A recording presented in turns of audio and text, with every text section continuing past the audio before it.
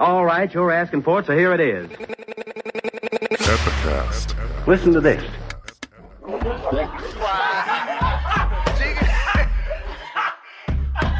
want you folks laughing at we partners pod, kid. You understand? We in here drinking, singing, swinging, all that shit, dog. We sweating, getting wet, all that.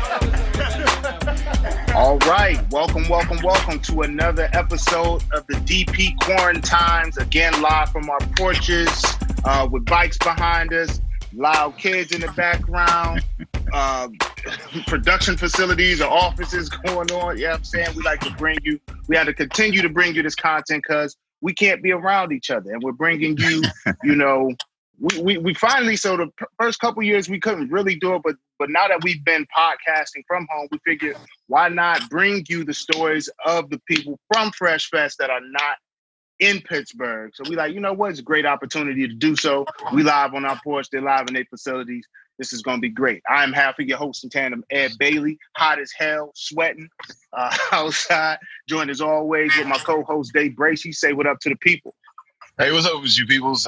We are the Drinking Partners, and if you're looking for us, you can find us on epicastnetwork.com/partnerspot. You can find us on iTunes, Stitcher, Libsyn, Google Play, and Spotify under Drinking Partners. You can find us on IG, Twitter, and Facebook at PartnersPod. Now, we've been doing this for 200 plus episodes, like 6+ years now, man. Like, we've been asking you, and we will continue to ask you, please hop on iTunes, hop on Facebook, rate and review. That's how we let others know that we're doing well. That's how we know what we're doing well. And that's how we continue to do well. So please hop on iTunes, hop on Facebook, rate and review. Listen, you love us. When you used to see us out in public, when public was a thing, you would tell us that you love us, but the ask hasn't changed, all right? At the click of a button, please tell the internet, please tell the world, please tell everybody. And right now, we need you to tell us what you like and what you dislike from what we're doing now, because the new normal is upon us, and we actually kind of like it. We're not limited to you coming into the studio. We're like, hey, let's reach out and touch. You know what I'm saying? We like doing this, but let us know what you like, what you dislike, what you want us to change, you know what I'm saying? And even though we can't do it now, I do have a shipping address, and I do anticipate that we will be out in public at some point. So in lieu of rates and reviews, we do accept shots of Hennessy. Yeah. That will never change. Shout out to Car Guy DJ and the Conways for setting the trend. Shout out to everybody who's kept the trend going. Shout out to everyone who's left a comment, left a review, left a critique, seen us in person, told us what we need. This is for y'all. You know what I'm saying? We have fun doing it, but we can only have as much fun as you enjoy it. So continue to do so. We don't have any events that we are going to promote as normal, except for Fresh Fest. August 8th, freshfestdigifest.com, man. 54 hours of entertainment. We're looking at brewing, cooking. We got live music, DJs, live art. We got forums. Garrett Oliver is going to be in the building. Dr. J, Dr. J. Nicole Beckham is going to be out there. Ren Navarro. We got breweries galore coming through. You know what I mean? And one of those breweries we have here as a guest here today. Super excited to have them as well. But if you're looking for us, if you're looking for them here shortly, freshfestdigifest.com. Man, we're going to be shipping beer all across PA and 25 other states for this festival. Black-owned beer. I don't know the last time you had black-owned beer shipped to your door, but I can tell you it'll be at least August 8th. So shout out to us. Shout out us, freshfestdigifest.com, man. Yeah, man. 54 hours of vibes, 54 hours of swag. Make sure you know what I'm saying, log on. $10, $10, all right? Like I don't even know what that breaks down to per hour, but I'm sure it's illegal for someone to pay you that. Like, y'all, illegal. Like, we're not getting paid enough. It'll be great. And you're probably looking on the screen like, who are these guys? We're excited because they will be collabing at Fresh Fest. And they are from the town, the Ohio town, OH in the building, you know what I'm saying? So we have Jared, head brewer of Alematic Artisan Ales. We have Mike, all things online social media coordinator / all around good guy. And we got Brett Casey in the background of the tap room manager. What up, bro? Say what up to the people. What up? Oh, we just did logo. No, they ain't practiced the what up. What up? Y'all supposed to come in with the trio. Yeah, I mean, what up? Because y'all look like y'all been on camera together before. Y'all like got it like strategically. Y'all got it like in a triangle formation. Truth, like there's definitely a DJ and two MCs. Like, I mean, over there, it's just Producer, MC, DJ. I should slide in the back. Is what he's saying. You know what though? That's actually a really good analogy. How y'all just placed that, producer MC. Yeah, rock the crowd. You know what I'm saying? You make sure everybody's into it. You manage. You know what I'm saying? The good time. You make sure the music is right or whatever. So I like it. I like it. I love that y'all out of Ohio too. You know what I'm saying? So shout out to the OH10. I commend you. I commend you for being as great as you are, despite the fact that you're in Ohio. I know it's rough. He's gonna throw there is no black and yellow in any of this room. Yeah, he's gonna throw somewhere else in. Yeah, it's rough goings over there, man. I done driven on them roads, bro. It is hard. It's a hard life. Hey, but I'm about to push it off. Have you been to Indiana though? It's worse. I'm saying. Yo, it gets worse. I definitely got pulled over. Me and Norlex Belma, friend of the podcast, did a show out in Chicago, and had to like drive through. And that they definitely pulled us over and had us sitting out there for a couple of hours. Man, it was wild for nothing. Just tinted windows. You know how it be. Oh, yeah. You're driving. You're in a car. That's how it works. Yeah. True. So who came up with Danny California? That's my favorite. That's my favorite. Right. You straight into it. Oh, straight into you. That's my favorite. I have the name. That's my favorite. What do you call that? Karaoke song. Karaoke song. That's my favorite. Danny California, man. This shit slaps right here. It's a BBA Mexican chili stout. So like I haven't had a Mexican chocolate stout that was barrel aged before. I've only just had them. Just regular. And this is super nice because you're getting a lot of that chocolate, and the barrel is light on it, and the heat is light on it. So it's a nice mix. So like it's a 9.5, but like it drinks like a 7. You know what I mean? So it's deceptive, it's dangerous, and like you can have a couple of these. Like I was afraid to open up the crowler because I was like, I don't know if I'm gonna finish it, and now I'm mad that I ain't got more. You know what I mean? It's hard to do with a barrel aged chili stout. You see what I'm saying? So like, I mean, how did that come about? So we did the beer at first, which was at Mike's request. I begged him to make me a hot pepper beer. I wanted one for my birthday. It didn't come out on my birthday though. It came out in November. Oh wait, he my still birthday is in July. Look, he got it, but he didn't get it how he wanted it. He got to let you know, like, I mean, we made it happen, but not on my birthday. But he did it. He made it happen. Yeah.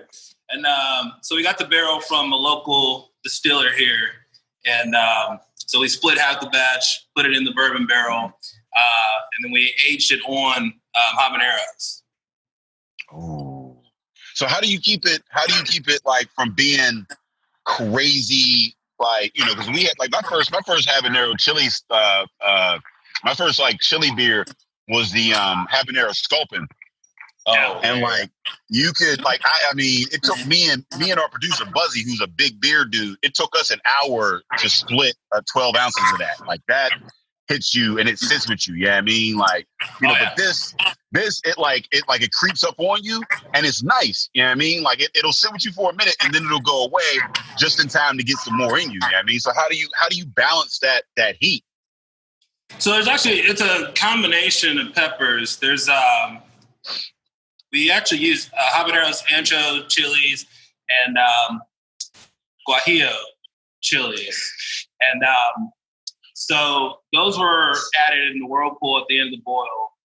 And then we added more in the fermenter in conditioning and just kind of left it there until the heat level was where we wanted it.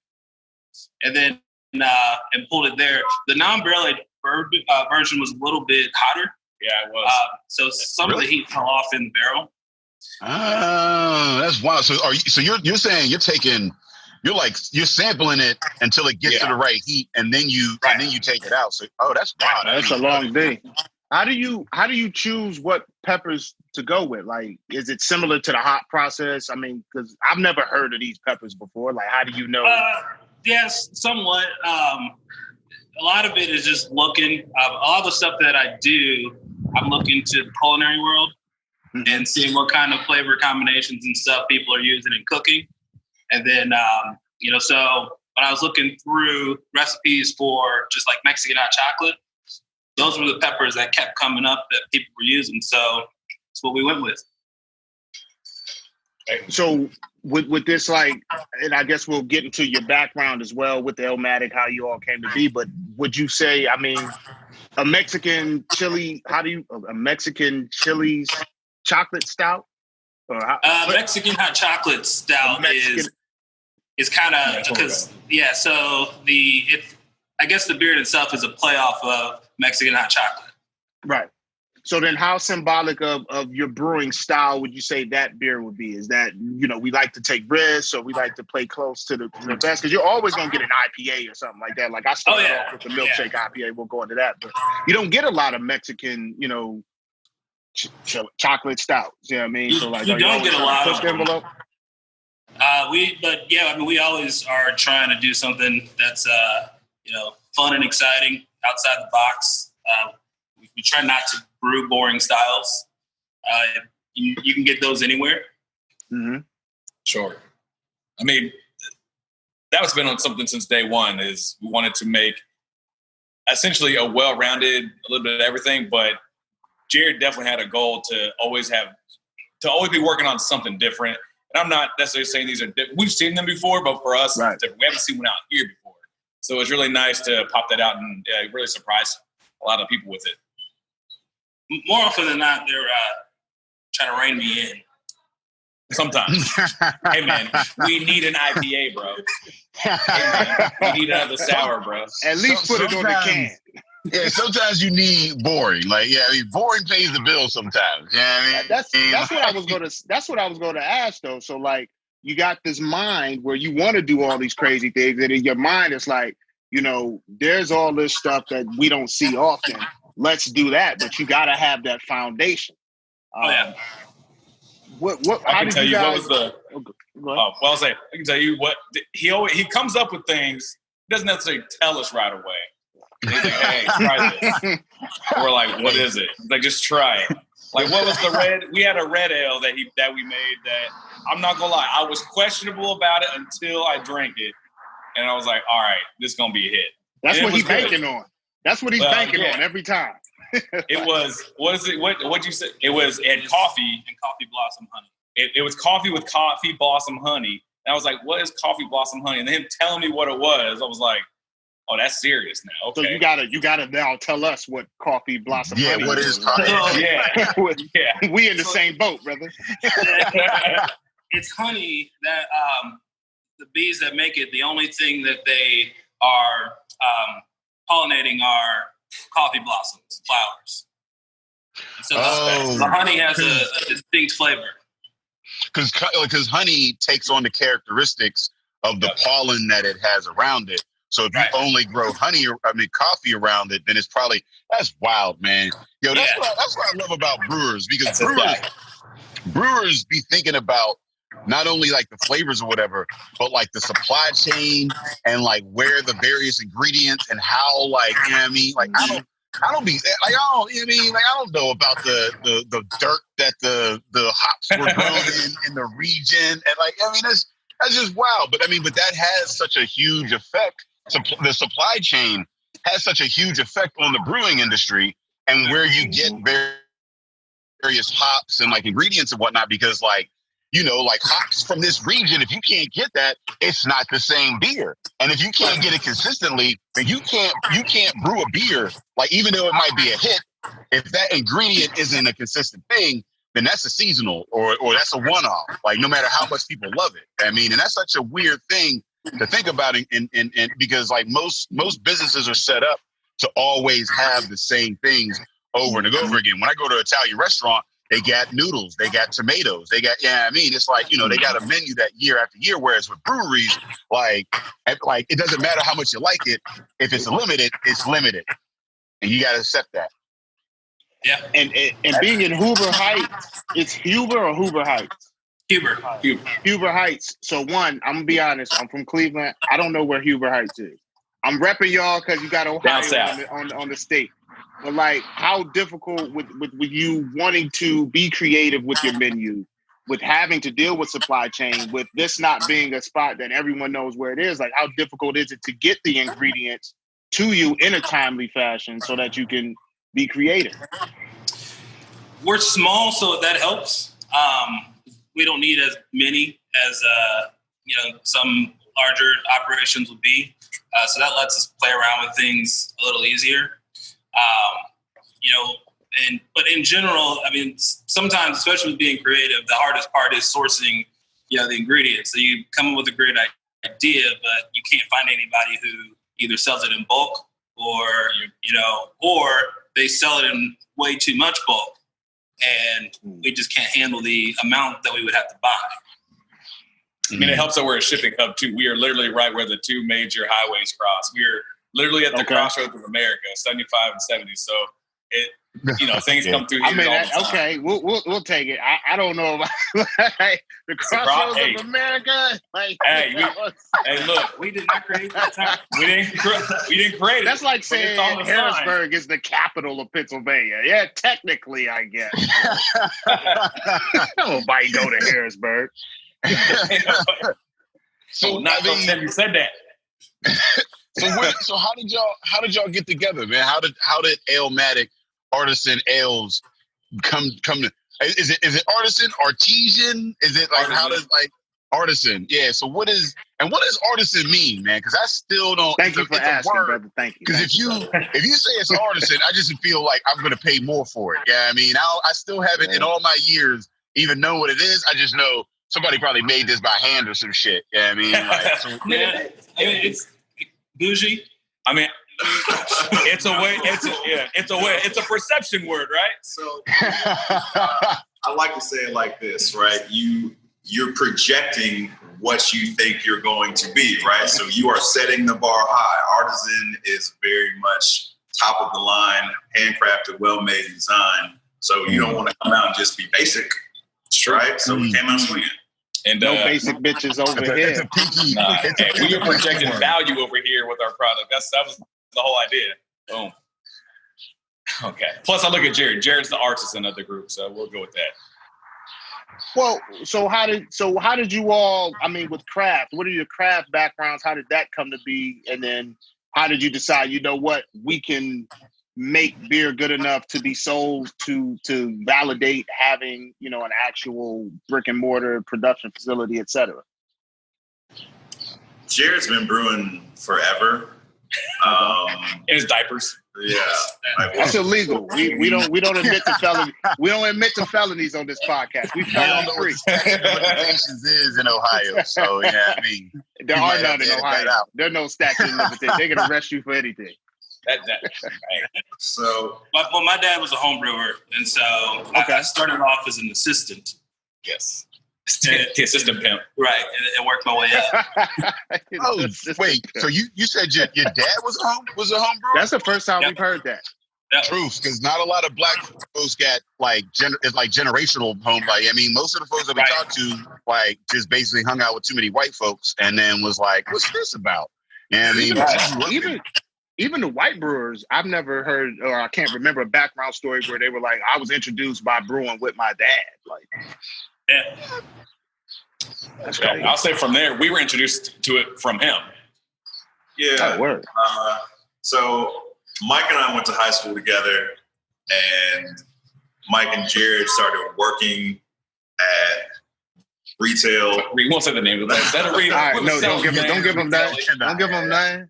Are they still open or are they shutting down? Was that? Oh, no, that place been shut down where we were. They shut down. They gone. But at some point, so the whole producer, DJ, rapper, that was a real thing. That was a real thing. So I was an MC at the time, and Mike was my DJ / hype man, and he was like, "Yo, I work with this guy, and he makes beats. You guys need to hook up." And so I met Jared, and we kind of did that for a minute. That's how we became friends. That's when the friendship really blossomed, and kind of took it running from there. And I don't know, at some point he was giving us beer, and we're like, "Yeah, this is all right." And then it got really. He didn't think it was all right. He thought it was good though. Well, you got to say it's all right so that he don't start knowing the value, so he don't start charging you. Yeah, I was about to say, like, was that like, I mean, it's all right, you know, you drank it. Shit, dump it. Right. He dumped what he thought was bad. That's why I said he thought it was good. Because if it was bad, he wasn't giving it to us. But one day it got really, really good. And it was one of those drunken conversations like, we should sell this. And that's what did it. So Jared, what made it really good? What was that transition? What did you learn? Like, what was was it the systems change? Did you get some hops, or like what made it? What transition from like we just doing this in the basement, just making some beer, to like, oh shit? I think really what it was really digging into the like chemistry and biology behind brewing, getting a better understanding of those processes and how to control the outcome. And really that's really what brewing comes down to, is it's just controlling variables. So what he's saying is he went full nerd. He went full nerd. So I mean, I'll tell you have like that background, like culinary or science, or it's just like you were interested in this and you wanted to just dig deep into it? Just interested. Okay. I mean, I took, a lot of, science in, college. I took some culinary science classes. Didn't know I was ever going to use them. But, it ended up coming in handy because some of that stuff, when I started reading about some of the chemistry and whatnot, some of that stuff started coming back. Like, I've seen this before. Guys, I'm going to tell you a little more of the story because I feel like it's my favorite part. So we had that conversation that Greg just said. My favorite part was literally, I think 2 days later, getting a call from Jared like, "Hey, so were you serious about that?" I mean, yeah, man. Why not? Why not? Okay, cool. Because I already registered us a name with the state, and you're on it, and Greg's on it. You think Greg's really going to be on it? Yeah. I mean, I don't know why he wouldn't be. I'm thinking to myself, how the hell did he get our social securities? Oh, he already had mine. How did he get? Yeah, somehow. Yeah, he did it. I don't know if you even need that to really register with the state. Talked about it. What's that? I don't know if you need the social to register with the state. He did. You throw the name and the address. I was like, man. But yeah, I got a hold of Greg there. It's like, yeah. Greg's like, wait, he did what though? Wait, what? So yeah, that started back in 2014, and here we are now. So that's an important step. You got to have a guy that kind of knows how you got to navigate to make it official. You know what I'm saying? Like, we could have this idea, we could be running around doing X, Y, and Z, but somebody's got to put it on wax, basically, to go back to your former life. Somebody got to put it on wax and make it official. And I love how the friendship transitioned into the business partnership, but you can still keep like your same kind of roles. You know what I mean? Because I think that's where a lot of friendships and business fails, where it's like, all right, I've been this between Day and I all this time, but now this other part of us requires that I be something else, and it just ain't working out. You know what I'm saying? Like, that's dope. Beats to brews. You can have that, but you can pay me for it. You definitely need I'll always tag Ed Bracey in on it. You definitely need the dude that's just gonna be like, yeah, so I did that. We was talking about it, but I did it. So yeah, I mean, now it's official. Like, yeah, I mean, that's wild. Shit, what was it? So Alematic. So you came with the name. So I love the name. That's probably one of my. I don't know. It might be my favorite brewery name ever. That's why we did it. I mean, it's one of the greatest. It's the GOAT status. Yeah, I mean, like, so I mean, it makes sense now that you're telling us that you really are, MCs and producers and whatnot. Because I thought it was just like, I thought it was just an homage or whatever. Yeah, I mean, but it's like y'all really about that rap life or whatever. So like, how does the hip hop scene and influence your brewery and your brews and whatnot? Ooh. You want to take that one, Jared? Greg's here in the tap room.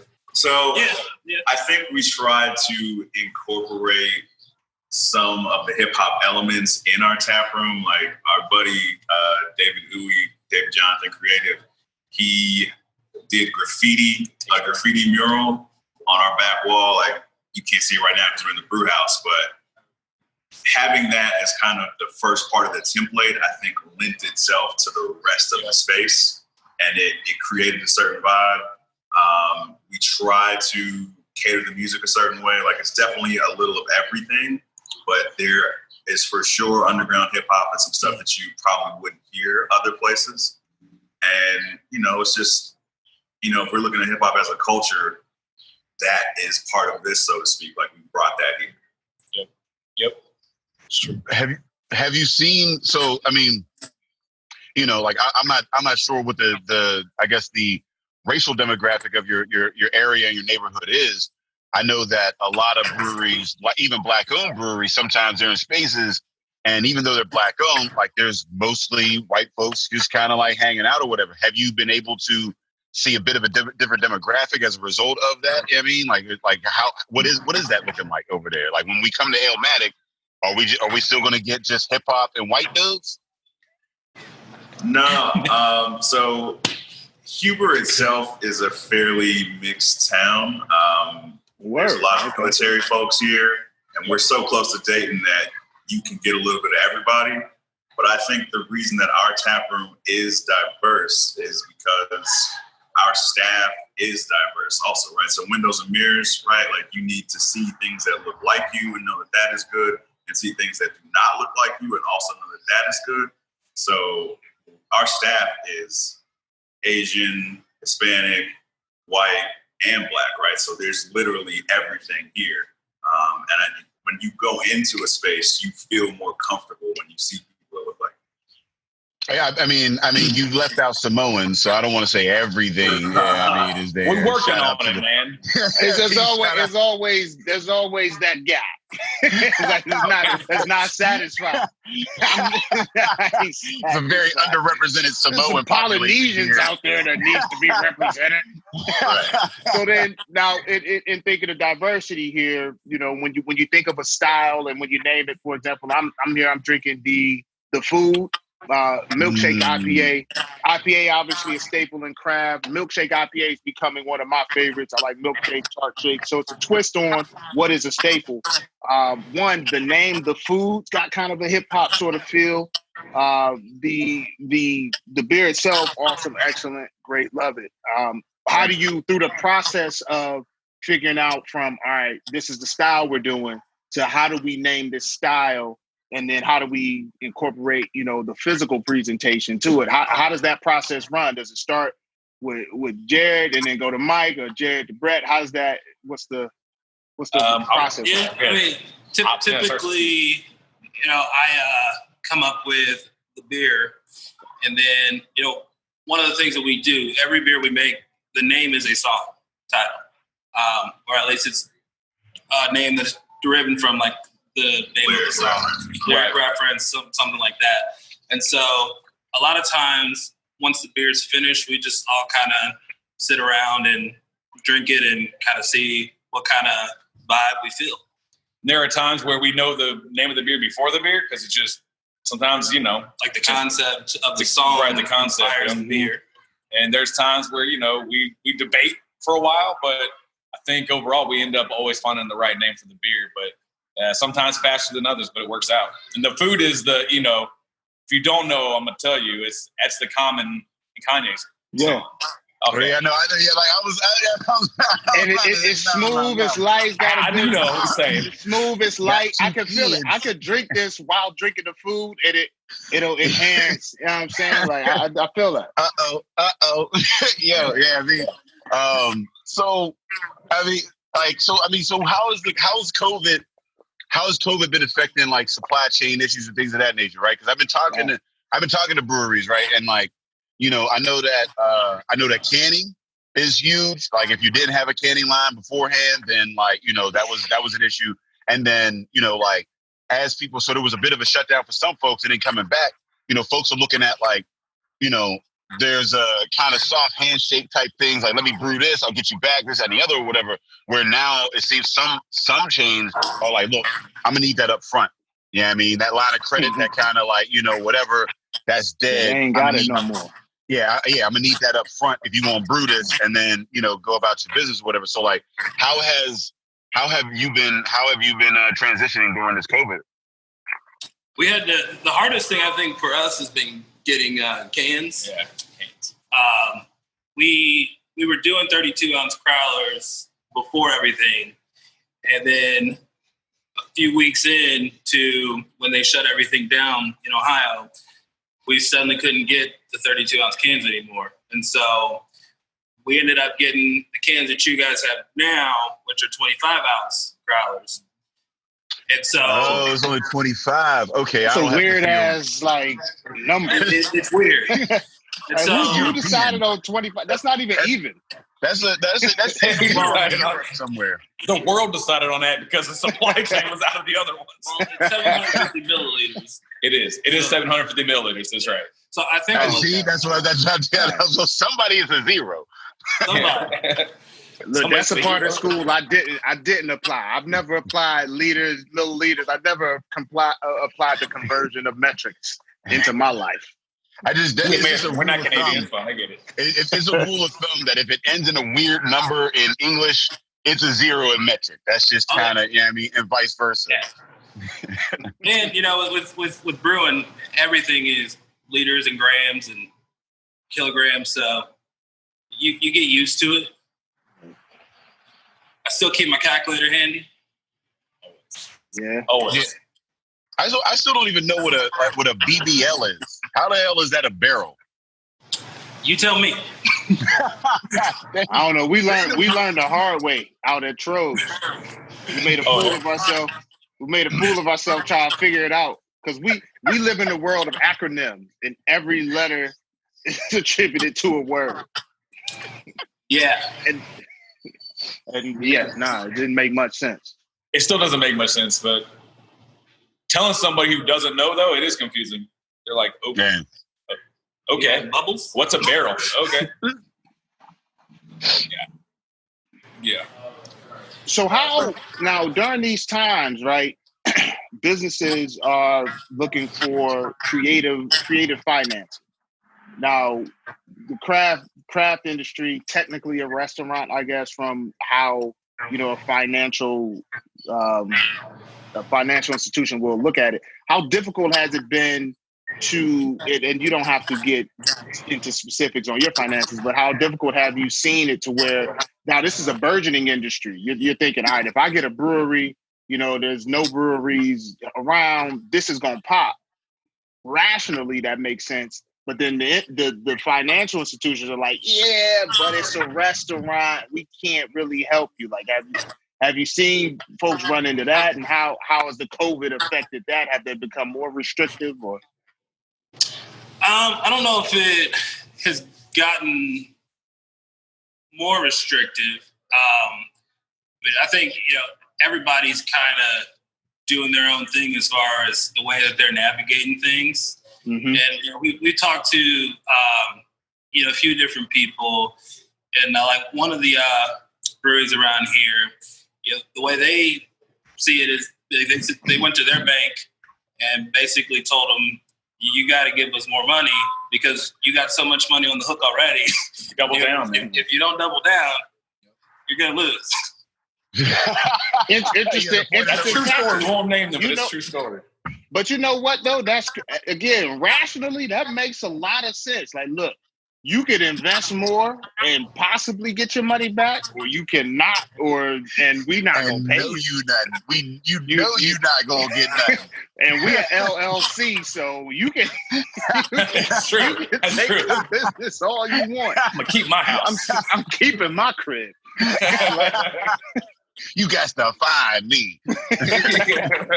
But so I've seen, especially amongst the minority community, where we've gone into community funding and things like that, where we'll pool together funds from supporters, patrons, etc. Right. But with breweries, the ask, it just seems like it would be more hefty than you could handle, right? So if I have like a clothing company and I need to get some fabric, yeah, I could go to a Kiva loan or, you know, to a crowdfunding and get $5,000-$10,000. But if I want to put out some cans, you know what I mean? Like if I want to get, you know, however many 750 milliliter cans, that ask may be too great. Have you seen where people kind of pivoted to more modern methods of financing? Typically specifically with like crowdfunding, typically the successful breweries we've seen do that. It's kind of to get the last piece of money that they need to finish the project. But they still, you got to get the bulk of the money, you know, either through private investment or through a bank. Because from a crowdfunding standpoint, it's just too much money to raise. It is. You have to do a lot of marketing to get that. And I'm not saying it can't be done. There's been some real successful brewers who have done some successful crowdfunding. I mean, Harrisburg Family just got a lot of money from that. Harris Family, they out here. But they've been working that for a minute, though. They have. And, I mean, there's been some good push for them. But even out here, like, we're probably an hour from Braxton Brewing, which is actually in Kentucky. I think at the time when they did theirs, they broke the record for the most raised for a brewery at the time. And I think it was, I can't remember the dollar amount, but it was a lot. But, you know, because I think it's getting easier in one sense, meaning that the more people that see us being successful, not us personally, but us in the craft beer world being successful, they're more open to want to invest in these things, whether it be personal money, private, or even the banks. It's like you said, the banks are over here talking about, oh, you're a restaurant. Well, no, I'm not. And we heard that too. But the more and more they see these, and the cities want them in their place, they're trying to find ways to get these in people's neighborhoods.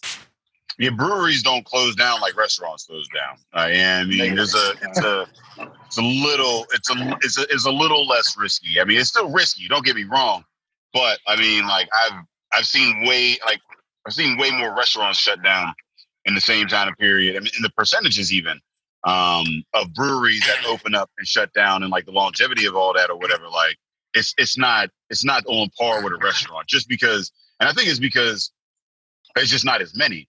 I think, like, I mean, and honestly, I think that the moving forward, it's weird to me now, like just looking at it from the outside. Like, if you're going to open up a restaurant, why not open up a brew pub? Like, it just seems more if I open up a restaurant, I gotta, it's a bunch of restaurants, whatever. I mean, open up a brew pub.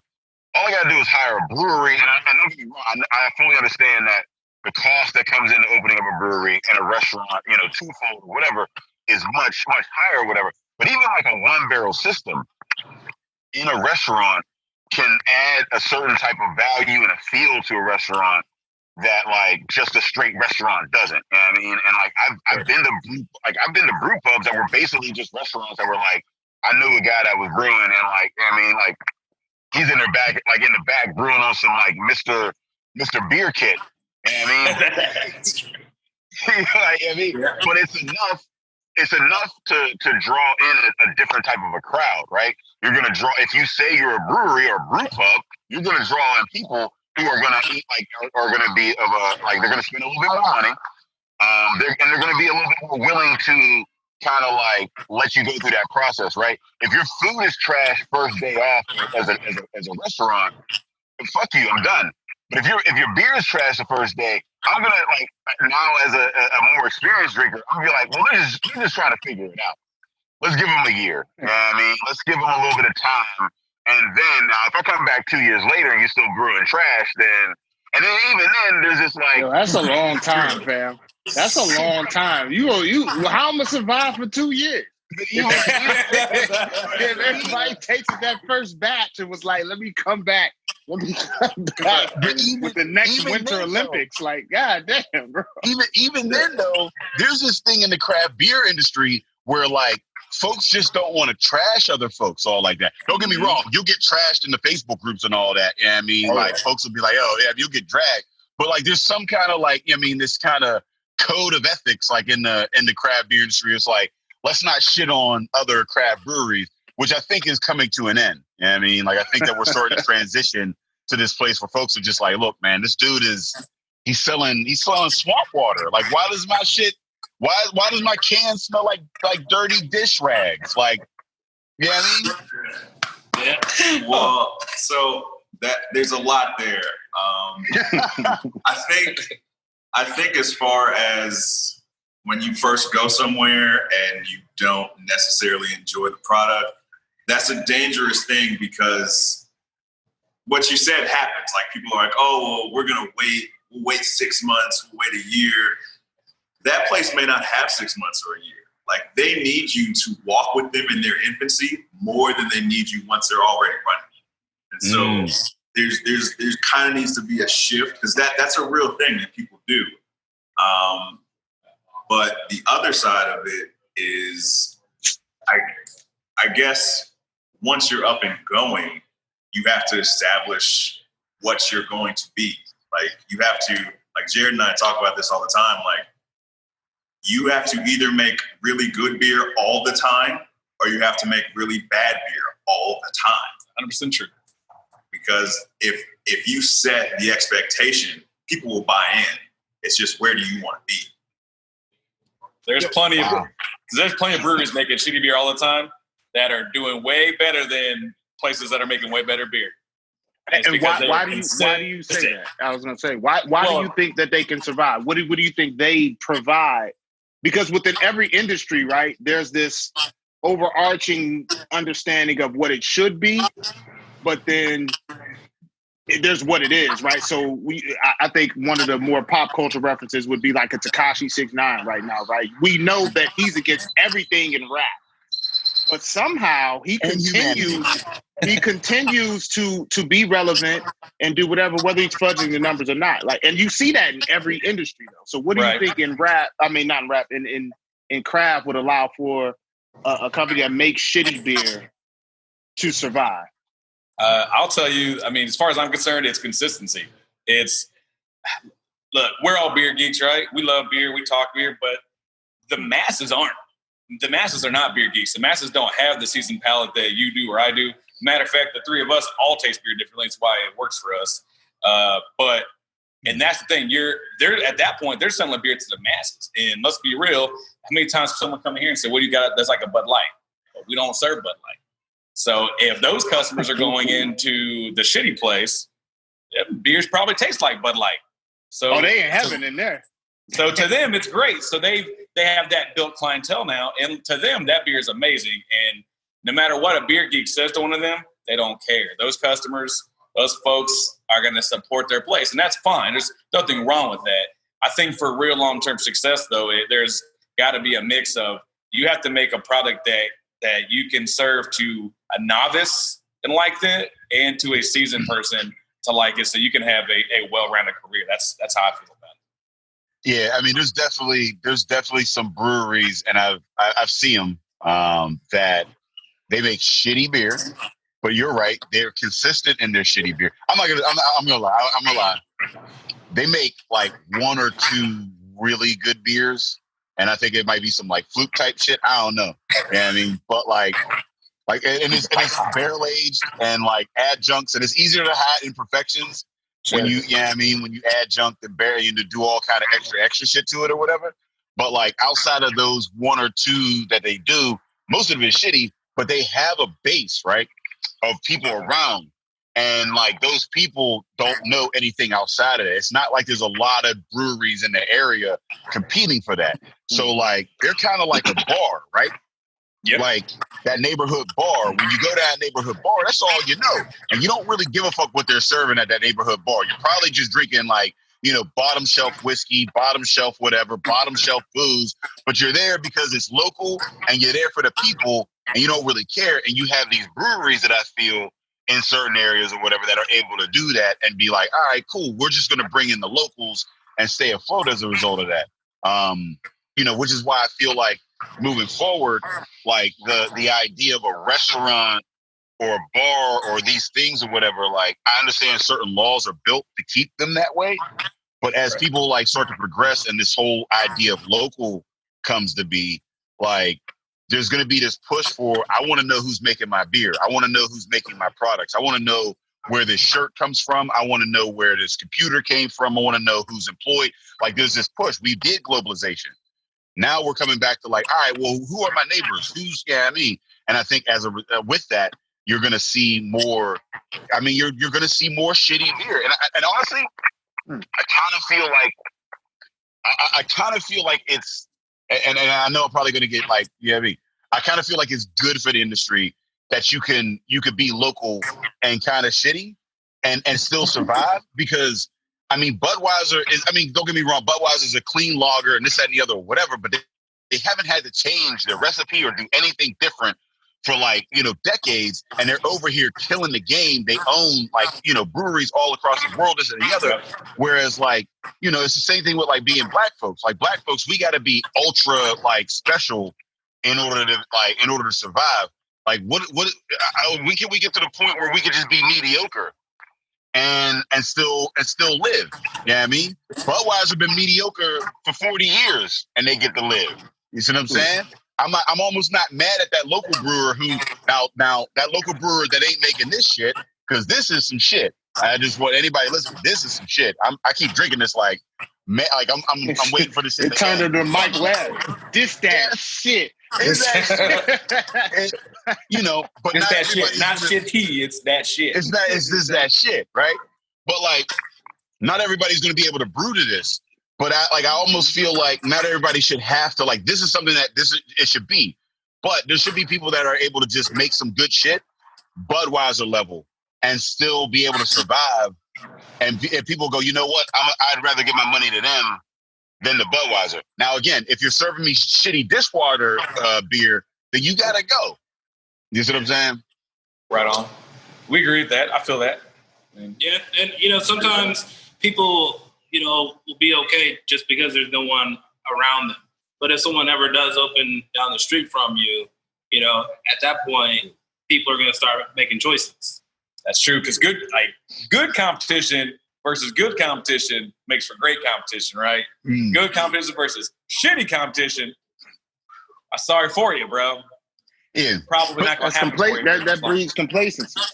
But I mean, it does. But if somebody opens up down the road and they're doing better than you, those people were only able to open up down the road because you have been there for that long. You see what I'm saying? And that's the thing, is that like, I feel like there needs to be some place for mediocrity in local craft beer, so that like if even if only to make it that most of the things and the products that we get are conscionable and like, all right, hey, let me give my dollars to the local folks. You know what I mean? First, before I just go to Walmart and just, get a 6-pack. So let me push back on that, and I'd like to hear y'all thoughts. So when you say mediocrity, I think from your palate, your standpoint, your lifestyle, Budweiser extremely mediocre, right?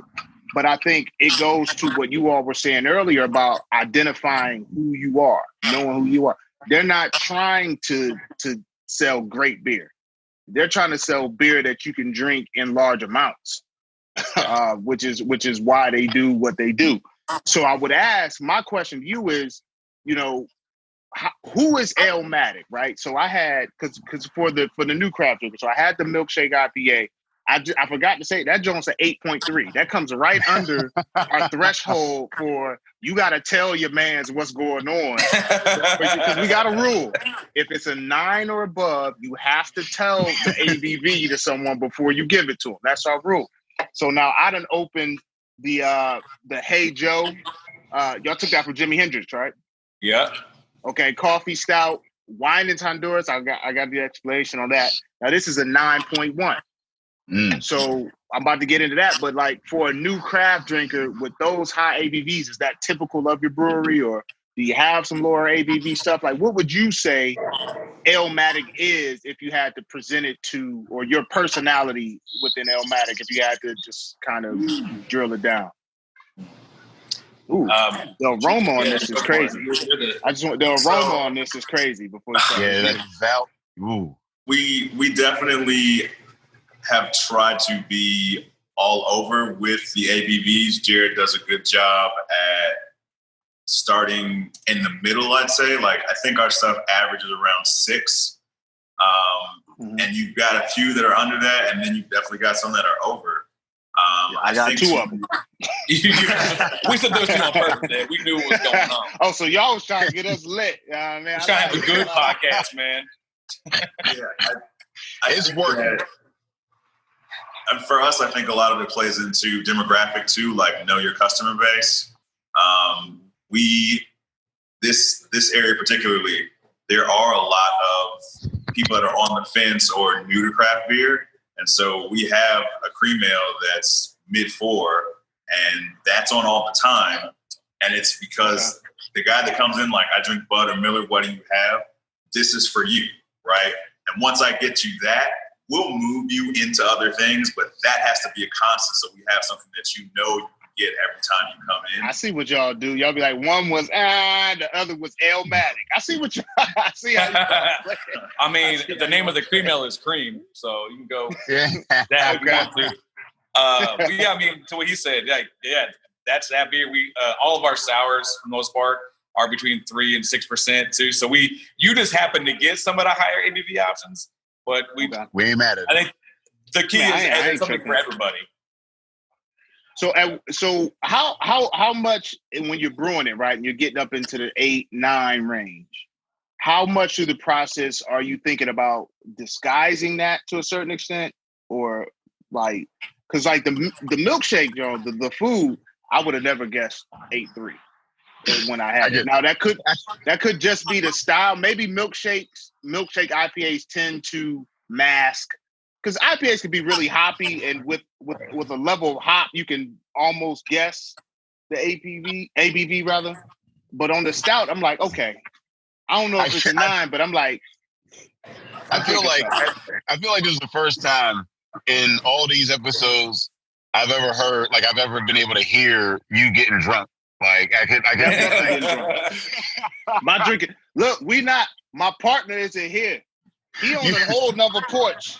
Yeah, usually we be drinking at the same time, so our inebriation is at the same time. Yeah, but like he already on Crowler 2. I'm still on Crowler 1, so I didn't drink the whole first one. I ain't even gonna lie.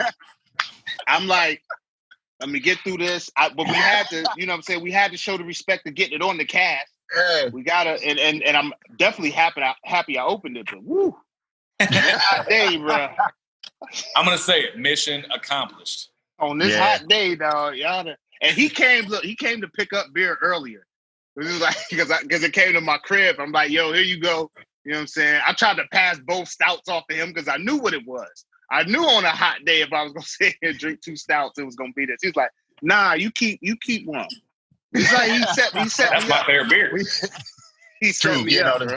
No, the stout is my favorite. Like, so you said my 2 favorite milkshake IPAs and stouts, barrel-aged stouts are my 2. Like those are it. That's just the pinnacle of craft beer for me. Yeah, I mean, but like, I and then I saw the chili on there, and I was like, I need that. Like, I need that hot there. Yeah, I mean, but like, you know, like what Ed was saying though, like hot in the ABV.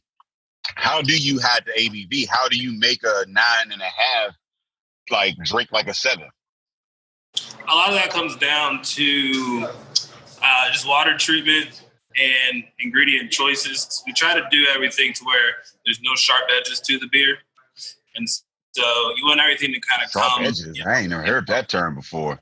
Yeah, so nothing, you know, because like for instance, on a big stout, sometimes they're really hot. You know, they just taste alcoholic. And then on other times, Boozy. you know, they might be too sweet. And so you really want it to be that perfect match to where it's just rounded. Yeah. And it's also, and I like just a shout out to this because like it's 9.5, and it's a chili. Not only is a chili like the chili is nice and mild, the barrel is decent, the chocolate is not too sweet, but then the mouthfeel of it is super dope. Like it's not syrup. Right. Yeah, It's a nice balance of a porter to a stout. Like, yeah, I mean, like it's not a breakfast huge, like heavy, but it's drinkable. It's deceptively and dangerous because the viscosity of it, I guess, or whatever. Yeah, I mean, it's thin enough. Like I'm pouring it, and it like I can have a couple of these. Right. Yeah, with this, I mean, with the Hey Joe, it is heavy. Which when I said you can kind of feel that you're drinking something, you know, when you get that heft on it, you're like, all right, it ain't light. And you get the notes of the coffee, but it doesn't overpower the beer of it. And but it's in the aroma. I love the aroma. Like with stouts, I'm really big on aroma. Just because they're dark, I don't know. I guess they're mysterious in sorts. I don't know why. Mysterious. you get this dark ass stout, and then you go to drink it. It's like, oh shit, all this aroma hits you. Like, what's going on? Those But are it's like not overly. It's like not overly caffeinated in its flavor. I really do enjoy. I mean, because with coffee, I like coffee, but really I only drink coffee because I drink coffee at appropriate times. I don't really like the flavor of coffee. I don't know if people really like the flavor of coffee. I do think it's a good compliment. So when you got a good beer that's a coffee stout, you can get some of it. But I don't know if I just had a cup of coffee where I was like, I actually don't drink coffee like regular. Like, yeah, I mean, it's the exact opposite. Like, I don't drink it to wake up. I like the flavor of it. So like I eat ice cream coffee. Like I drink coffee stouts and shit. That like shit that is nuts I like to the me. flavor. So, like I don't. See, we're in the middle of both. We like all that shit. Yeah. So I don't do cold brew coffees. Like when I go to if I go to a spot, they're like, you want that hot or cold? I'm like, why the fuck would I want it cold? Like what? This not coffee if it's cold. It's a nasty. I'm on the same page as you. Beer. These guys like cold brew. Not me. I want it hot. If it's cold, it's like a. If it's cold, I'm making it like a frozen drink. I'm about to drink a slushy coffee, something like that. So for y'all, for you coffee lovers, right? You get a hot coffee, and you get some shit going on. You run around, and it starts to cool off. Do you throw it in the microwave? Because I'll reheat a coffee 2 or 3 times. Or do you just drink the cold? I will reheat a coffee. I'll reheat that motherfucker. I reheat it 2-3 times. Like I'll get it. I gotta get it right. I'm not coffee bougie though. Well, I'm not coffee bougie either. Okay. But it ain't coffee if it's yes. If you guys was in here and we could show you the amount of coffee supplies we have for a brewery, you might be a little concerned. Think we're a coffee shop. We got coffee for days in here. We put coffee in a lot of different beers. We're all about I love coffee. I did not know that motherfuckers was out here like microwaving coffee. I didn't know that was the age that we because it shouldn't. It shouldn't be. Don't try to put drink. me on like I'm at the bottom rung of society because my coffee ain't brewed in the microwave. It's just it should fell below an acceptable temperature, and I need to. It's already cooked, bro. You don't eat leftovers? Like I don't cook my steak in the microwave, but if I ain't finished it, I need to heat that joint up tomorrow. I might throw it in there. If the steak get cold, it eat cold. Like, yeah, I mean, I just it. Like I eat cold chicken wings. I eat cold steak. Nope. I drink cold coffee. It's once it is, it is. I'm not eating a cold chicken wing, bro. Yeah.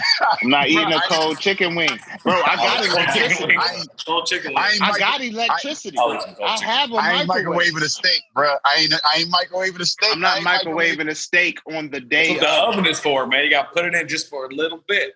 Then you okay. I can respect that. I can respect that, but like what? No. Next day, I'm not next day in a cold steak. A cold steak, bro. The texture of a cold steak is completely different, bro. Especially if it's been in the fridge. Like eating a cow. Slice that, bro. You slice that and throw it on some salad or something like that, or just like I'm not about to reheat that, man. Steak on my salad is warm. What? Yeah. Warm on your steak salad. Meat on the salad should be warm. Yeah. Whoa. Alematic. Wait. Alematic. Is y'all over here eating warm steak on your salads? Is that how y'all? Cold. I'm not gonna lie to you. I don't eat salads, so I have a problem. He just said cancel no. Yeah. Hey guys, Jared. Man, I just did it to both y'all. I've never done it in my life. On camera, I just he been on his Hey Joe. He been on his Hey Joe. He trying to act like he hasn't been. He been on his Hey Joe. Wow. You drank before. It's one thing when it comes from everybody else, but to have to come from inside, like that's rough. They don't know the joke. He told me, y'all got beer. and glasses. Like, I know y'all and fitteds, beards, glasses, and fit. Y'all get confused all the time. They get confused all the time. They But and I get but not confused by all the the time. homie though. That's what's weird. I don't know why I confuse them. Yeah, I'm ashamed. All right, should be. He's got to go back and run the tap room. That's what I was getting ready to say. Hey, we appreciate having Respect, you on, brother. man. Respect. Thank you for coming through.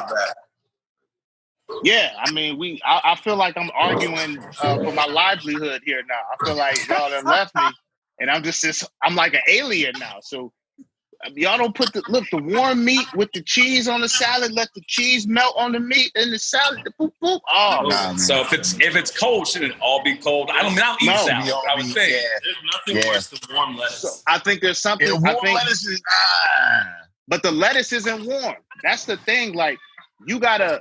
There's way more lettuce than meat, right?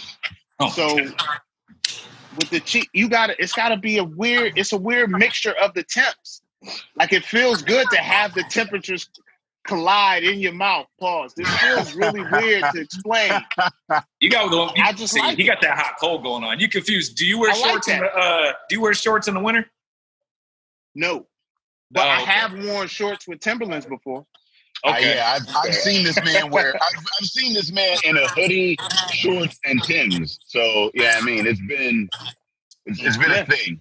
Because out here we get that all the time, and it confuses me like the hot cold thing. That's what I was getting at. Like it's a thing, though. It is a thing.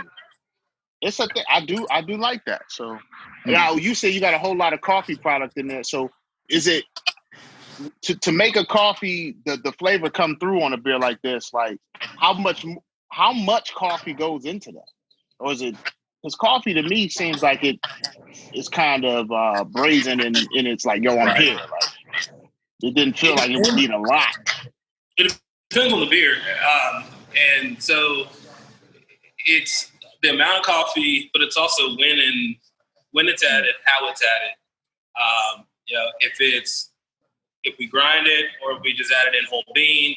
If it's being ground, we got to figure out how coarse or how fine the ground is because it all changes the flavor and the way that it comes out. Sure. A lot of it's trial and error. Like the Hey Joe's got a lot more coffee in it than some of the other beers, would have. But it also has coffee added multiple times throughout the process. Some of the beers only get coffee in the bright tank. Sometimes it's cold brew. We always just kind of play it to whatever style it is that we're doing. I mean, because although I like overpowering coffee in my stouts, we know that the masses may not. So we try to figure out where the balance is with that. I mean, like, I'll be honest with you. I had one coffee sour in my life, and I didn't even tell Jared about it. And I actually had it from a Pittsburgh brewery last year during Fresh Fest. Cinderland. And it was Hitchhiker. No? Oh, Hitchhiker. Yeah, okay. Oh, yeah. They had the blueberry coffee. Next to normal? They did that. Yeah. They did that. Yeah.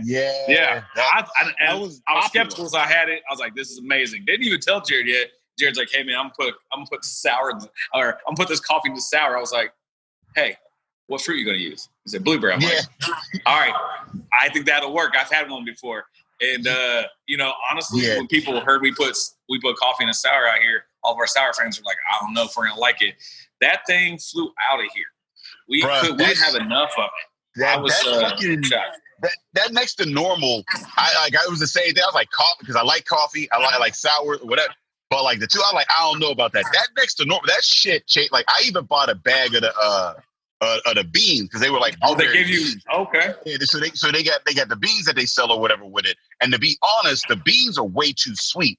Like when you put it in, it's way too much blueberry. So I cut it with a different bean to even it out. And it was a very nice, like sweet blueberry coffee type shit. But that beer is like definitely one of my faves in that realm of flavors that don't make sense. Like you would just be like, what the fuck? And it is. That shit is super dope. So y'all did a coffee sour. How did that turn? Like did the folks join?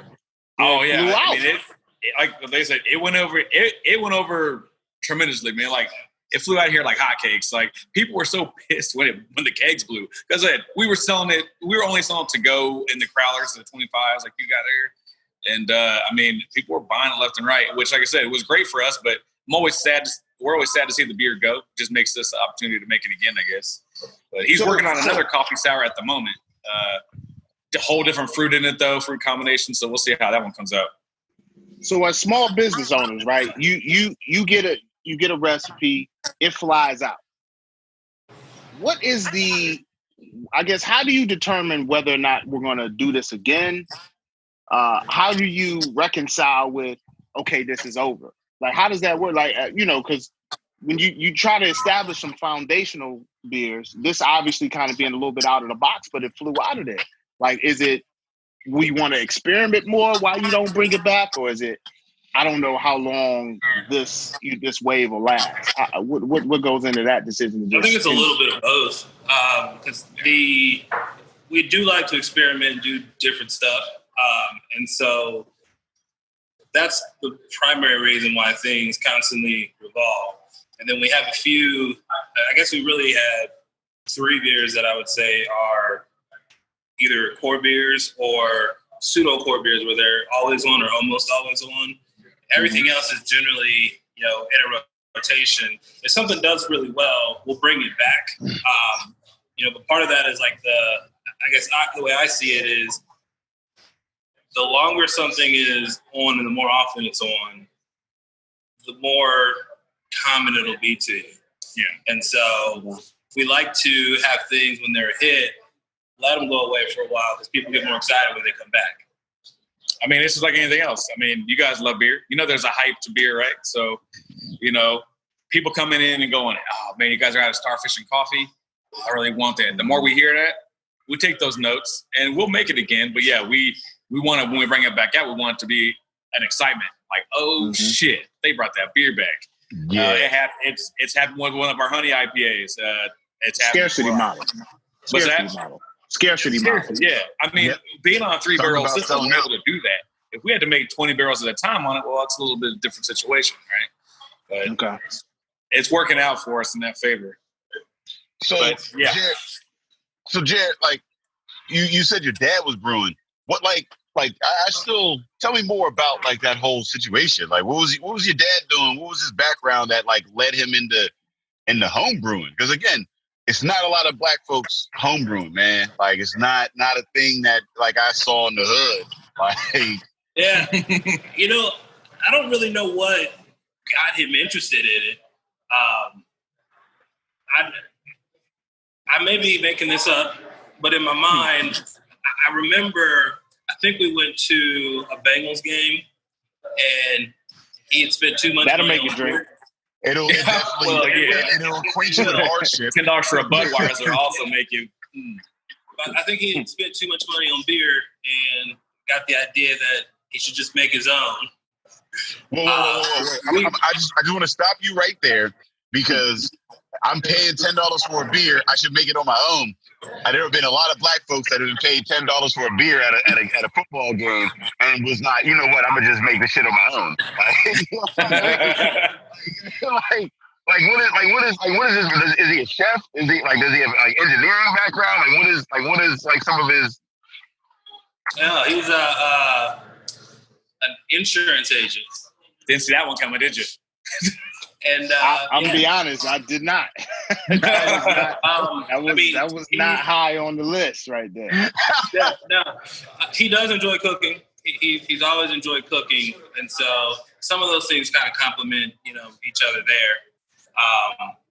Now he doesn't make beer anymore.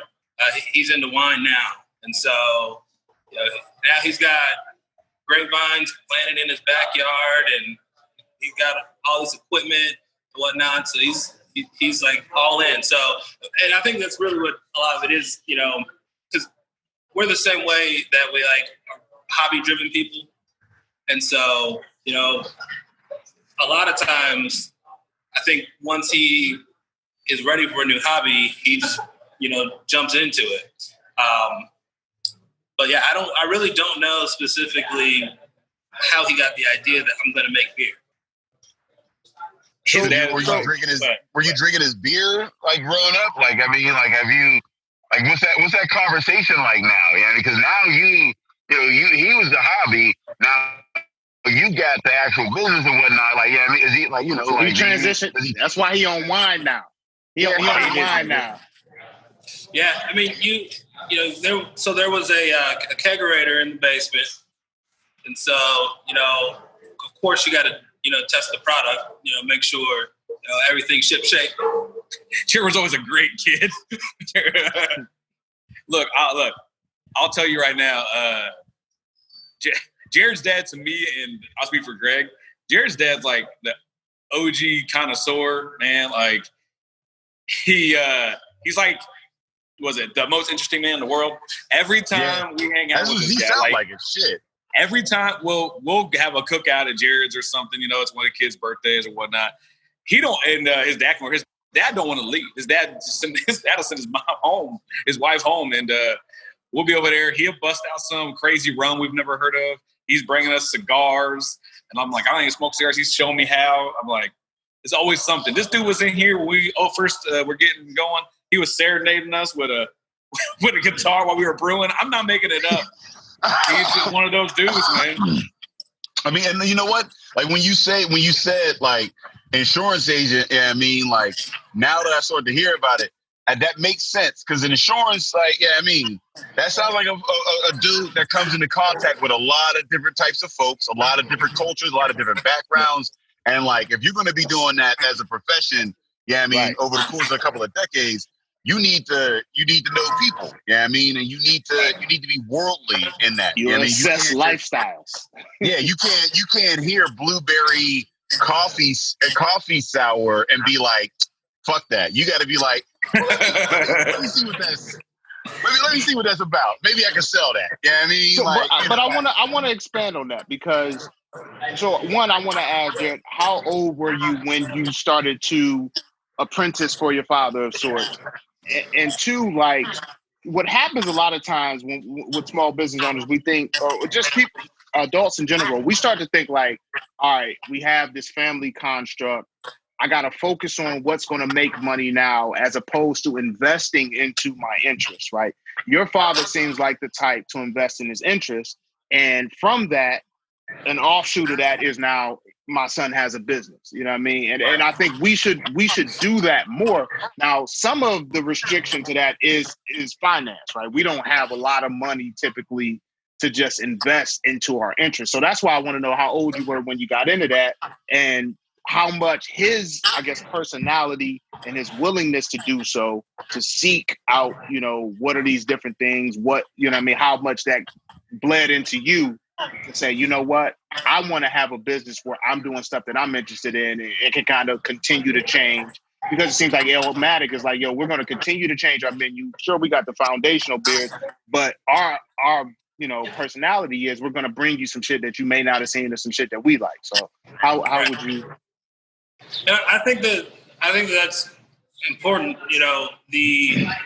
I think for him, his whole thing was always just about, exposure to a variety of different things. And so, it is kind of a crazy story, because I was in high school when he started making beer. And so, helping him out and all that kind of stuff was just something to do. I would have never guessed that, fast forward, that I would be brewing beer, for a living. But, but at the same time, it was that exposure that made that possible. And so, and I think that's the thing, where he's always had something he was doing. So when I was doing music and stuff like that, that came from him too. When I was 2 years old, he had a studio in the basement. And so I always just had those things where, he's always provided those opportunities to explore interests and the, and so really in a real way, that influence is the only reason we're here. It's true. Oh, I'm going to go be a father. So if y'all hear some stuff, ignore it. But I'm getting I heard somebody crying. I'm like, I got to do it. Yeah, no, I think that's huge. And again, like, we've had a lot of brewers on the podcast, and a lot of the background is, either a parent was doing it, or a friend of mine, or there was somebody that I knew was doing this, and it got me in that. And typically it's more prevalent in the white neighborhoods and the cultures and things of that nature, the brewing side of things or whatever. I was talking to Kenny Gould, a hop culture, the other day, and he was saying institutional knowledge, the industrial knowledge, the way that the way that various industries and whatever, this is things that folks have been doing for generations. Right. And I mean, passing down. So there's jobs. It's wild. Like, the more I get outside of my bubble, I found people that be like, yo, I'm a damn button pusher. And it's like, what? It's like, yeah, I get paid $80,000 a year to push this button twice a year so that this dam doesn't overflow. And it's like, wait, how'd you get that job? And it's like, usually because my dad had it or a friend of mine had it. And and you don't even know about that job unless somebody, it's always about, so you could be the most educated person. You could know all about dams and all this other shit or whatever. And you could be a doctorate in dam pushing, dam button pushing. But if your dad didn't do it, fuck it. Yeah, I mean, you're just another application. I mean, but that's the value of Fresh too, though. We talked about it on a few podcasts previous. It's the industry, right? We don't know, or we are not always exposed to the nuance of the industry. We think of the product, which is what's put out in front of everybody, but everything backdoor is it's always secret to us. We're not exposed to that. Man, shit, you start talking to people I know a bunch of truck drivers who they're talking about all this money they're getting, and they're just thinking it because of trucking. But I'm like, nah, bro, it's because people got to get this stuff. Like, all this shit got to get somewhere. Like, we don't insert ourselves off, and I'm talking about people of color. We don't insert ourselves into supply chain because the end product is cool. That's dope. But hell, if I could sell y'all the coffee beans, and all I do for a living is sell coffee beans to non-coffee makers, that shit, I can make a living and be super into coffee and just invest in that. So, that's why we got to have events like Fresh Fest to signal boost for that, that level of knowledge. And it's a big thing for people to, be able to see somebody who looks like you in, those positions. Because a lot of that stuff is you may have never even thought that was a possibility for you. When I started getting into things, Garrett Oliver was the only one I knew of. Shout out to Garrett Oliver. But even him being the you should hook him up with your father. Yeah. Okay. They would get along. They would. They both post pictures of their food constantly. It's always something weird. Yo, Garrett always got some chicken bones or some shit, some fucking pheasant bones or something. You be like, but him for me was, that person in the industry who I could see, that opens your eyes, this is actually a thing you can do. So what are I mean, are there, and it's a completely, open question, whatever, because I know that a large part of continuing to push for more Black folks in the industry is just being there, right? Just by virtue of us being and striving in some way, at times is enough of an inspiration to help push that to other folks. But I also sitting with Garrett Oliver last year with the podcast when we had him, and it was wild because he was like, I've been in this industry for years, and I assumed that just basically by virtue of being here and like, being, and succeeding and doing this, that more Black folks would come to the table. And he was like, but then I realized after so many decades that like it needs to be a bit more. Like I need to, so like, and you see it, and that's one of the things that like I talking to a lot of folks. I don't always trust everything they say. I'm more of an action-based dude, and I actually have been seeing this dude in action, like being more conscious about like helping folks and this, that, and the other. In that, like what are some ways that you as a Black brewer, as a Black-owned brewery, and I see you're doing with the mural, saying, hey, very outwardly, hey, we're Black-owned. This is comfortable for Black folks. So you're doing it in that. You're making great ass beer and shipping it around in events, and you have, like diverse staff. You're doing it in that. What are some other ways that, like, as a brewery, you're, cultivating, the Black culture and saying, hey, bringing more people into the fold, I guess? I think the biggest thing for us is, just the way that we put the brand together and kind of the way that we live it. There was a local brewer who will remain nameless. Right after we opened, was going around telling people, I don't think this whole hip hop thing is going to work. Oh man. And I love how hip hop, they say hip hop and they mean Black. That's exactly what they mean, right? Oh, and hip hop is, and he'll look at us in our face and smile about it. Right. But hip hop is pop culture. Like popular culture pulls from hip hop often. Oh yeah. Yeah. Yeah. But the whole thing is that, for us, we've always been, I guess, had an internal rule that we're going to be authentic to ourselves. And if that rubs you the wrong way, well, sorry. Yeah. But, our whole goal here is to create an environment that looks like us and that feels like us. And so, I don't think that, the diversity that we get in our tap room, I haven't seen anywhere. And around here, we're also, I don't know about everywhere.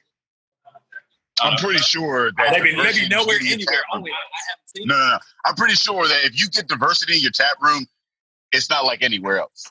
Let's be real. You're always gonna have a predominantly white crowd.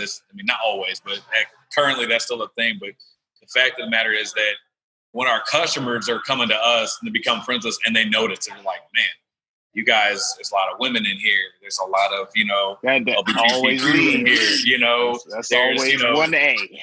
Yeah, there's always, I remember one day being in here, and I don't know what happened, but it was full of ladies. There was no dudes in here. One guy came in, he came up to us, he's like, I need you to call me next time this happens. Bro, I need you to call me. And I got some, well, hold on, let me Buzzy, erase you that. sitting out there on a porch. I'm working on my teleporter right now, man. But Buzzy, but not on some real. So what I was thinking about the other day, and I'd be interested both to get y'all thoughts and Dave's thoughts as well, because I never asked Dave. So in craft, we have what we think is the prototypical white craft patron, right? Bearded flannel guy. What is the typical Black craft beer patron? What does that look like? Does that have a look? Oh, Because you look at Day and myself, right? We get confused a lot, but I don't think you can be as opposite physically. One's light skin, one's dark.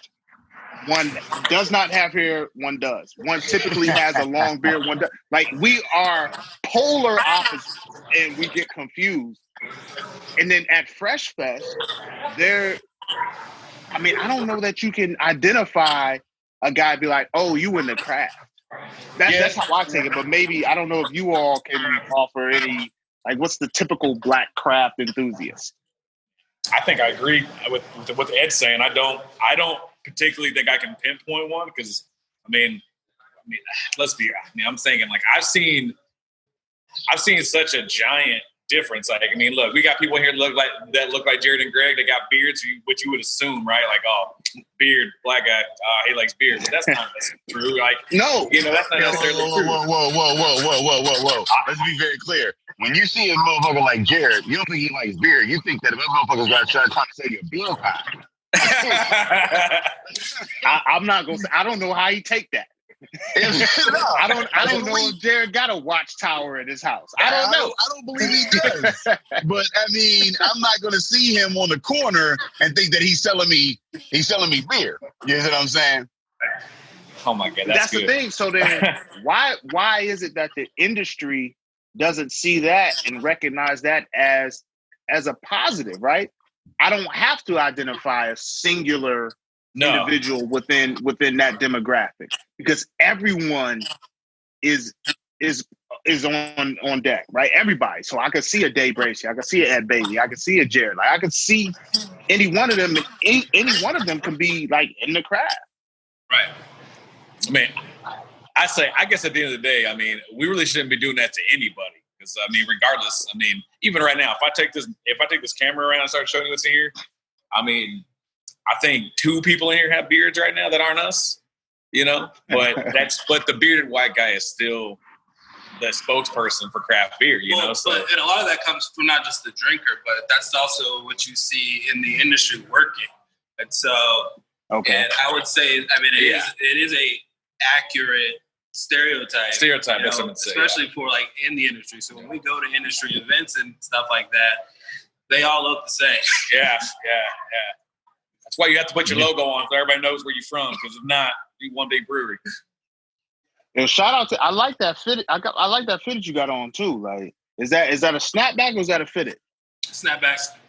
Yeah, snapbacks these days, man. We wanted fitteds. I wanted some 59 50s, but they frown upon how much those are costing nowadays. Those are expensive, man. Like the fitteds is just like he gonna throw the snapback on while he say his piece.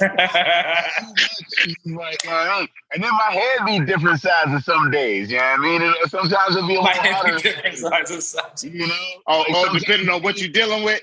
Yeah, depending on my stress levels, I might need a 3 button or 2 button. That's a real thing. Wifey go through the phone and the scully don't fit no more. True. I'm saving a month, so my shit is different. I got a different size. Like,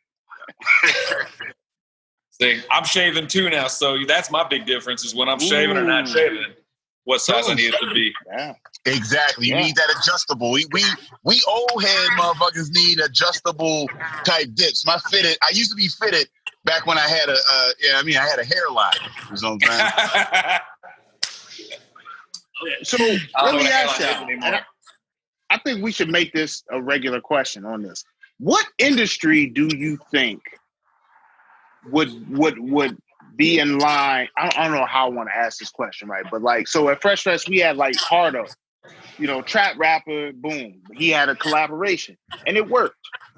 What industry do you think, if they align themselves with craft beer and started to highlight craft beer or promote craft beer within, would be most appropriate or craft would fit most? Like, how would you see that? I got an idea. I don't know where your head's at, but no, I mean, I got the idea, but my idea is kind of, I mean, I don't want to say generic, but it's right along the same. Look, as far as I look at hip hop athletes, these people are looked at. They are seen in the mass media. They're seen by everybody they're looked up to, right? I'd love it if it was more than just that, but right now, those are the spokespeople for the cultures, right? So at this point, latching onto that, like you did, you said with with doing a collab, doing more of those, it's really just getting this industry and this product in front of people that don't know it exists or don't know anything about it.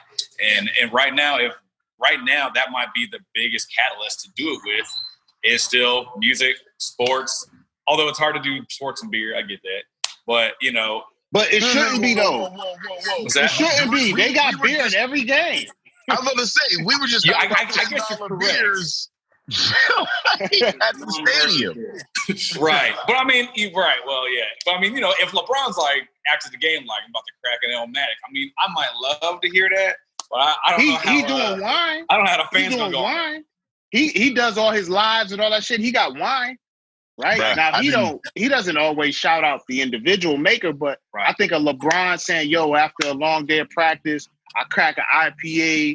You know, I don't know. You're not gonna have a bevy of beers if you're LeBron, and then they're like, "Why are you gonna wake up to play tomorrow?" But like, you know, you get one. Man, but you know, I guess that's the thing is people that have platforms using their platforms to spread it in a positive way, you know, and that's the thing. They've got the platforms at the moment.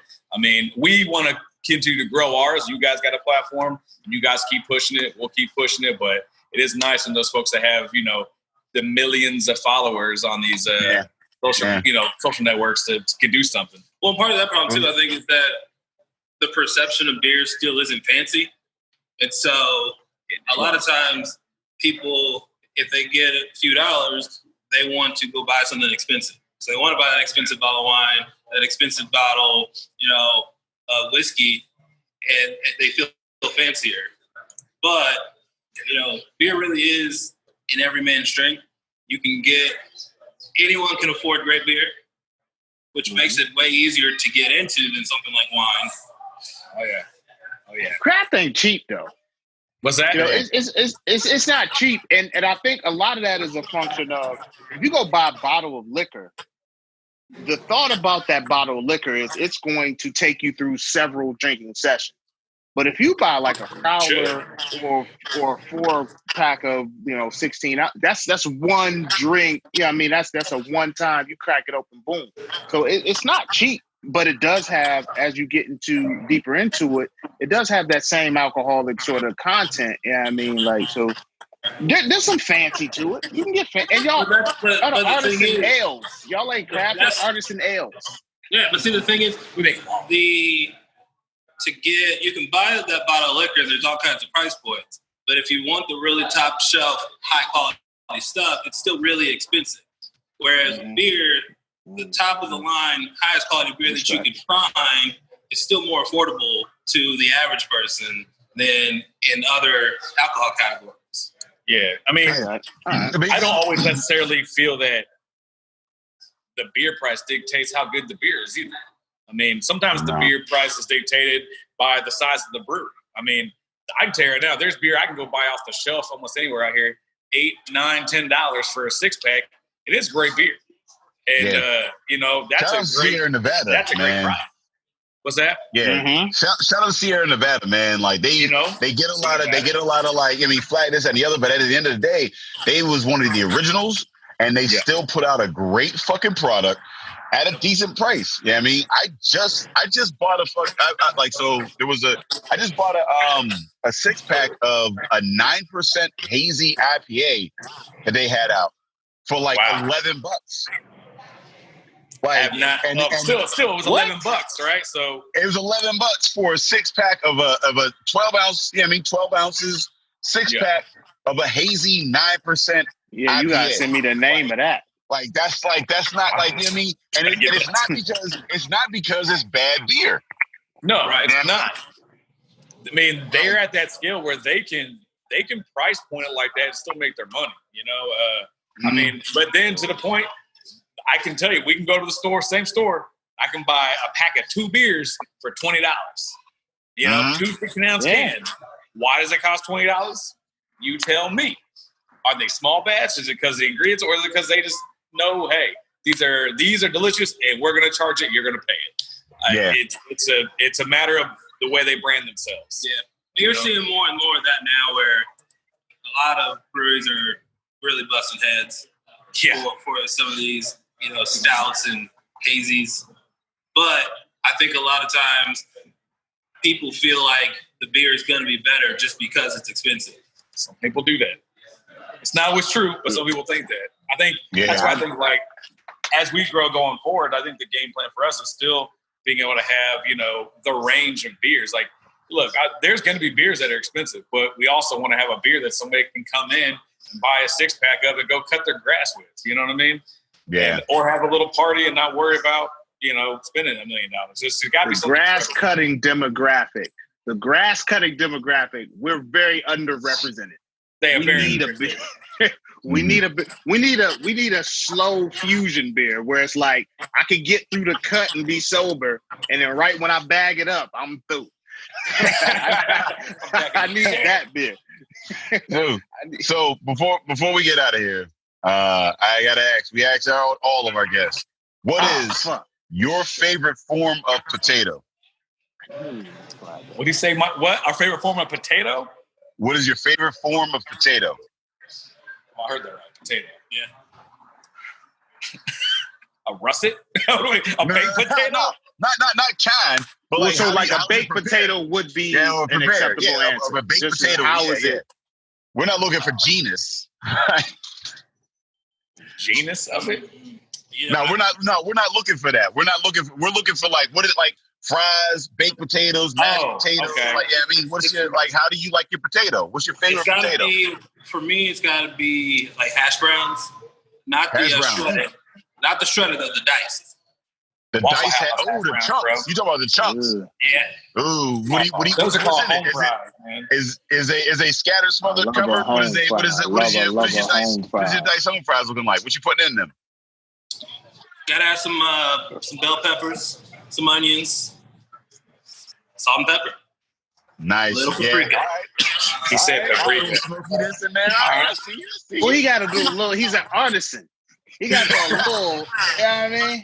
Bro, I'm simple. I'm just gonna get that baked potato with bacon and sour cream and all that stuff. You said bacon. You said baked potato. Well, I was saying you guys were talking about steak earlier, so I'm thinking about my steak and my potato, man. So you have to say I need that baked potato, that with that butter, bacon, cheese. I need that big boy, the heart attack one. That's where I live right now. The heart attack. It's barely a potato. The heart attack. Yeah, I mean, I eat the skin. It's cool. Bro, if you got a steak and a baked potato with bacon on it. Bro, hey man, if I could put bacon on my steak, I would do it because bacon makes everything better. Well, you should be, especially with the filet mignons, that bacon wrapped filet mignon. Like, I mean, that shit. And if you ain't eating the skin on your potatoes, it ain't the right potato. Whether that's mashed, whether that's fucking the grilled dips, whether that's, you got to get that skin edible, man. That's low key the best part. That's the best part. Yeah, that question threw us off for Luke for a second, though. For real, y'all don't be listening to the podcast because we know y'all y'all start listening to it now, though. But how people eat potatoes? People eat potatoes like every day, but don't think about it, man. They don't get the love that it deserves. But like without potatoes, where would America be, bruh? And potatoes, I think, fit into every diet, right? Like, there's no diet that you exclude potatoes. I don't like the question. This Dave's question. I never want to ask. But here's the thing: he got me drunk on this one. I think what Dave does now is he's like, "Yo, you take the higher ABV beers since we got to drink separately, so I can slide this question in, and you're not even ready, bro. I slide that question in. I hate that. I'll say, Ed, what would be your question to end the show? To end the show? You know what? I've never really thought about what I would ask to end the show. I would probably, right now, so with all the verses that's going on, I would ask, what's your favorite hip-hop album? And I think that's appropriate for you guys. What's your favorite hip-hop album? Oh, man. We almost need Greg in here for this because we all going to say something different probably. And, that's what I want, pick a favorite is hard.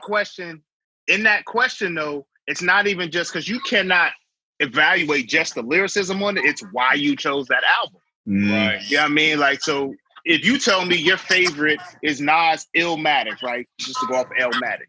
You're not going to say because of beats or whatever. It's going to be the lyricism, his age, his introduction, him coming on the scene strong. Like, I get it, like the backstory. So I would be able to pull that from you. So what's your favorite hip hop album? I'm doing this now. Now it's happening. We're doing this now. I'm doing this shit. If he asks about the potatoes, what album are you listening to? You making that potato? See. So for me, I will tell you my favorite one. I am a hardcore Locks fan. Jada Kiss Styles and Chic Luch. So mine is going to be We Are the Streets. That, hands down, start to finish. I don't know what it is about that album, man. I've loved it since it came out. It's rough. I respect rugged. that. I respect that. Love that, man. That's before it got crazy. What's that? After we hit stop on the record, I want to talk to you about the Fab versus Jada versus. We got to have a conversation. Jared, I want to ask you, what's your favorite? What are you making your hash browns to? What's the background music to the hash brown? That is a tough one. It's tough. That is a tough one. Sometimes it, because it does depend on the mood. But I was just telling him the other day, I was listening to College Dropout, and not a bad album. Yeah. Not a bad one to choose. That's definitely one of my favorites. I think for hip hop, the album was a turning point for a creative style and whatnot. Back before Kanye lost his mind. Yeah. Because he lost that shit. Rest in peace.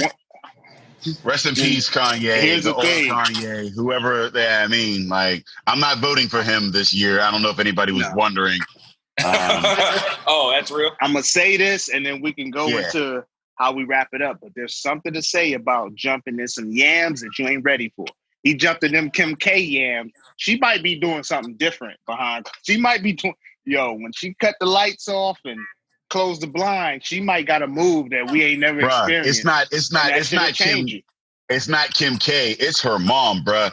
Her mom been bringing down black dudes for like 3 decades now. I mean, OJ ran into them yams. OJ got them yams. We gotta do a hierarchy. We gotta do a hierarchy of the yams you want, but you won't climb in. And OJ was the prominent Negro in America until he ran into them yams, and then my Mount Rushmore of yams that I would love but would stay away from. Erykah Badu, Rihanna, she crazy too. Kim K. You know what I mean? Them the Jones you like. You know what? Yeah. Kalani might be on there because of what she did. You just said a lot of crazy girls, man. They all got crazy eyes too. So should know going into that. All right, let's because I don't want to fuck up anybody's brand. We get stopped. We get turned off the record button and have a whole conversation. We got to talk about that version. But let the people know where they can find you. So we're at Alematic Brewing everywhere. Instagram, Facebook.com. Yep. At Alematic Brewing, hit us up, find us, drop us a message, do whatever you got to do. We're here, man. They let the people know where they can find us on the politically correct side. Hey, man, politically speaking, you can find us on epiccastnetwork.com/partnerspod. You can find us on iTunes, Stitcher, Libsyn, Google Play, and Spotify under Drinking Partners. You can find us on IG, Twitter, and Facebook at PartnerSpod. August 8th, 2020. You can find us at freshfestdigifest.com. And one of the 8 in the Super 8-pack that we're putting together will feature Alematic Ale Works. They are brewed up. They're paired up right now. Where you guys over there with 11th hour? We're with 11th hour. With a sour. Y'all doing a sour. Doing the sour. We're surprised here. We're surprised something good. 11th hour. Yo, Brett showed up. I looked behind me. I thought... They love to do a sour with 11th hour, man. You can get that beer shipped all across PA. Sour with 11th hour. The sour with 11th hour, man. 2 of the best in the game right now. If that sour comes out like any of the other beers that I've had from 11th hour or this goddamn Mexican chocolate stout, man, it's the game. The game is over right now. So if you're looking for that, man, freshfestdigifest.com, August 8th. Hey, shout out to the trifecta that is Jared, Mike, and Brett, you know what I'm saying, here on the podcast. We appreciate y'all coming through. We appreciate you guys investing your time in Fresh Fest. We want the people to know about you. We want you to be recognized nationally because let me tell you something. This stout turned me out. Like I was off the milkshake IPA. I'm like, I could do the episode.